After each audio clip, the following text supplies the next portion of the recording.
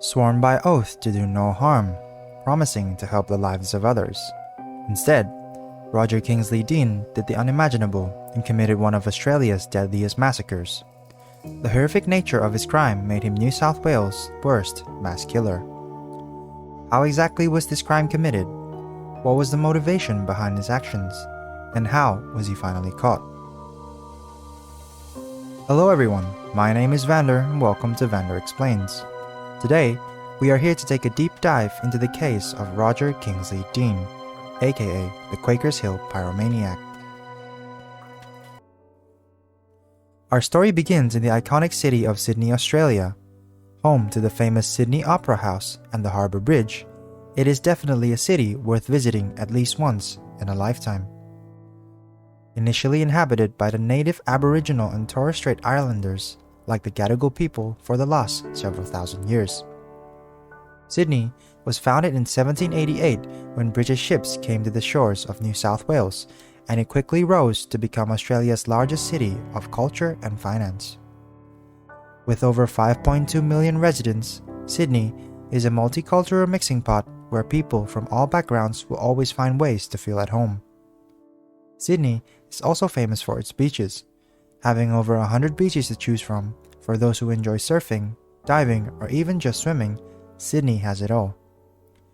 Sydney is also home to celebrities like actor Hugh Jackman, actress Rebel Wilson, and model Miranda Kerr, just to name a few. About 40 kilometers northwest from the heart of Sydney lies a small suburb called Quakers Hill.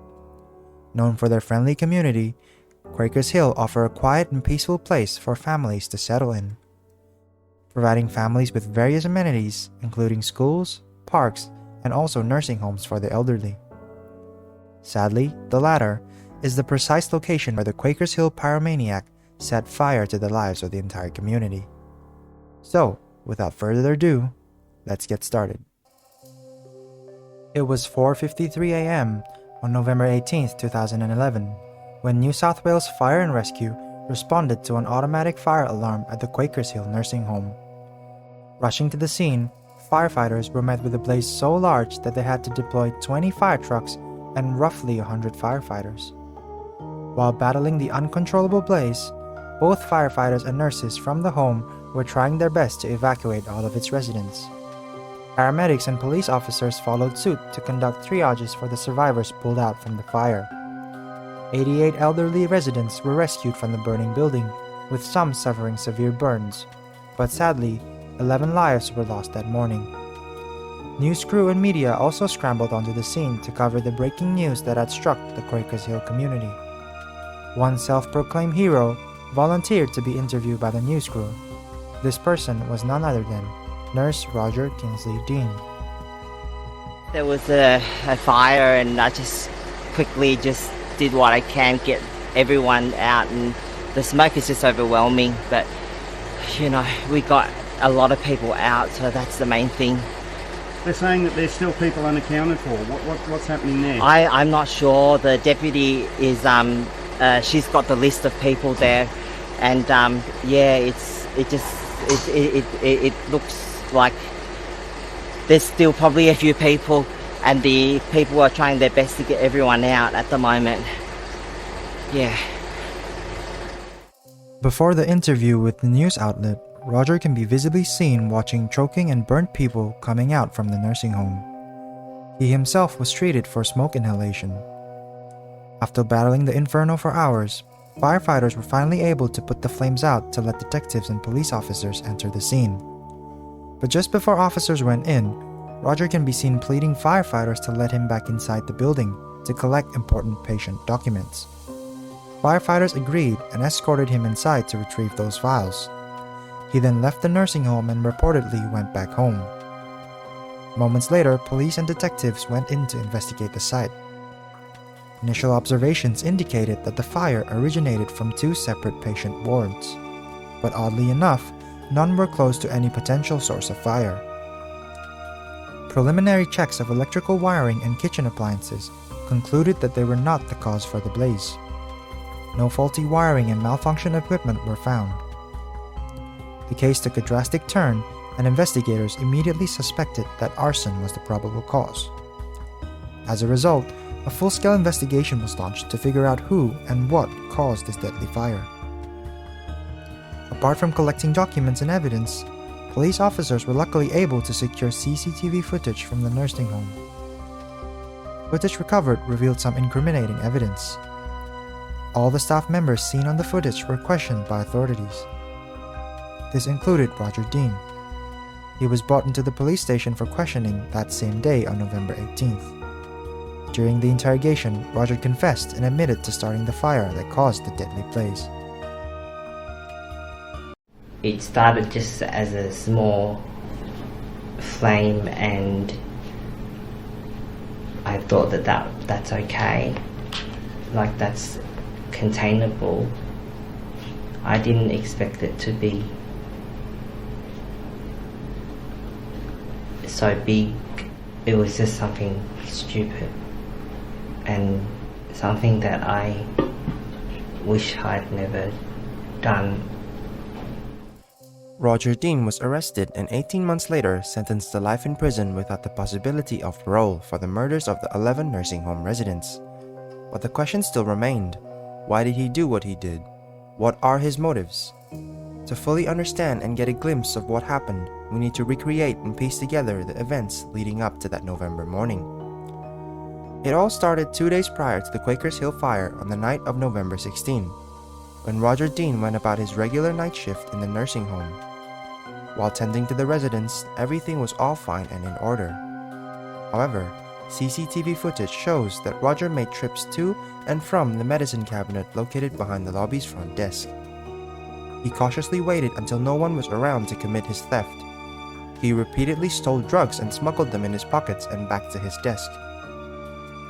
These drugs were already prescribed and assigned to the residents of the home, but cruelly, Roger did not care and took them anyways. He made 36 trips to the cabinet and spent approximately 2 hours of his shift stealing the drugs. In total, Roger had taken 237 tablets of Endrone and Kapanol. Both Endrone and Kapanol are pain-killing drugs used to relieve moderate to severe pain.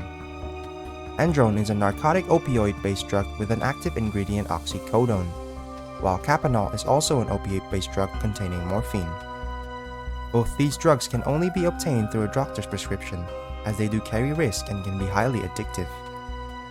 After Roger's shift, he swiftly went back home as if nothing had happened.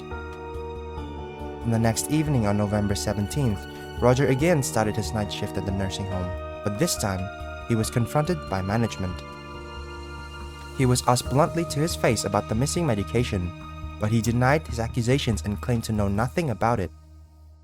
Management then called police to investigate, and Roger was asked again.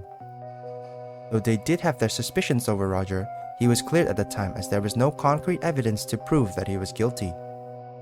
Police then left as they had more urgent matters to handle.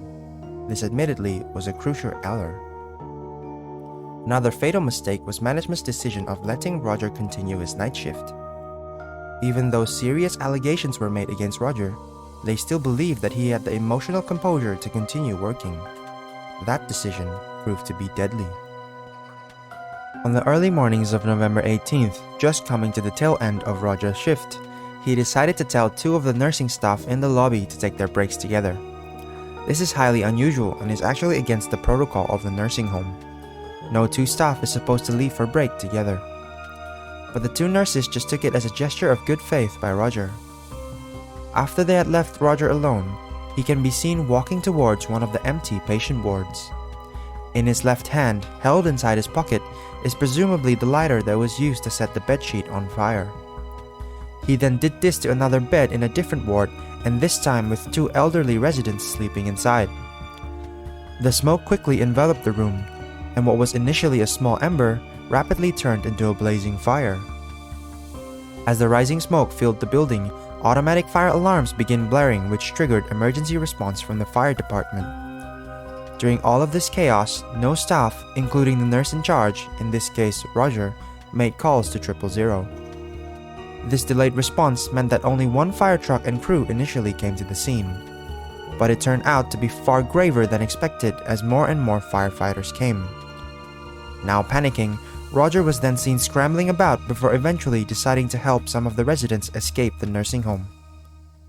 The fire and rescue personnel had to juggle keeping the flames in check while also putting most of their efforts in the evacuation. During evacuations, there were a lot of challenges faced. With most of the residents unable to run or even walk, most had to be carried or wheeled out of their beds. With large fallen debris mitigating optimal exit routes, it was extremely hard for rescuers to move the beds out. Unfortunately, this meant that for some, it was impossible to rescue them in time. Even through all the difficulties, 88 residents were rescued successfully. But sadly, 11 lives were lost that morning, with over 20 more suffering severe injuries. And meanwhile, Roger was outside receiving treatment for smoke inhalation. Then he decided to talk to the media to explain his heroics. After the flames had finally been put out, this was when Roger re-entered the nursing home. What was told to be important patient documents was actually a drug book that incriminated Roger of his theft. He took the book, went home, and decided to shred all evidence before throwing them away at a bin in a local cheesecake shop.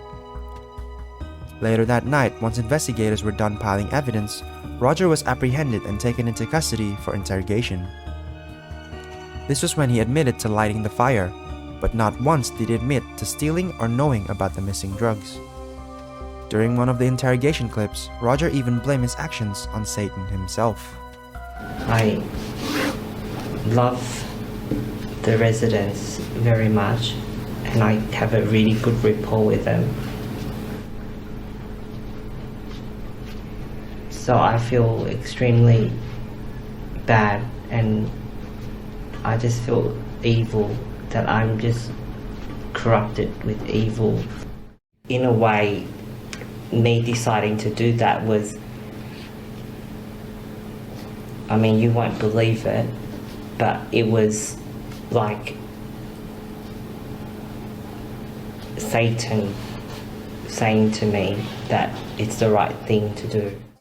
Roger was detained and sentenced to life in prison for murdering 11 people, as well as an additional charge of larceny for stealing prescription drugs. It was revealed during court that Roger had an ongoing bipolar disorder and was not mentally fit to work in healthcare. In his previous employment, he was removed from his job due to patient safety concerns and working under the influence of drugs. The management at Quakers Hill at the time did not do a prior reference check before employing Roger. Surprisingly, even during court, he still denied accusations regarding the stolen drugs. Roger committed this dreadful crime to hide the fact that he was stealing drugs from the nursing home. In hindsight, many things could have been done to possibly prevent this horrific event from happening, but it was ultimately Roger's decision to light the fires. Although this was a tragic incident, the perpetrator was quickly caught and brought to justice. Roger Kingsley Dean will never see the light of day outside of his prison cell for the rest of his life. So now, let's take a moment to honor the lives that were lost that day, and also for the grieving friends and families who lost their loved one. All we could hope for is that they could get some sense of closure and feel that justice had been served. And from that day onwards, may this also be a lesson learned to prevent such a tragedy from ever happening again. And that is the case of the Quakers Hill Pyromaniac. Thank you so much for watching the video and making it this far. Now if you've enjoyed this video, please leave a like and possibly consider subscribing to the channel. Let me know down in the comments what you think of this case, and maybe recommend me some other topics and cases to explain. For now, this is Vander, stay safe, and I'll see you on the next one.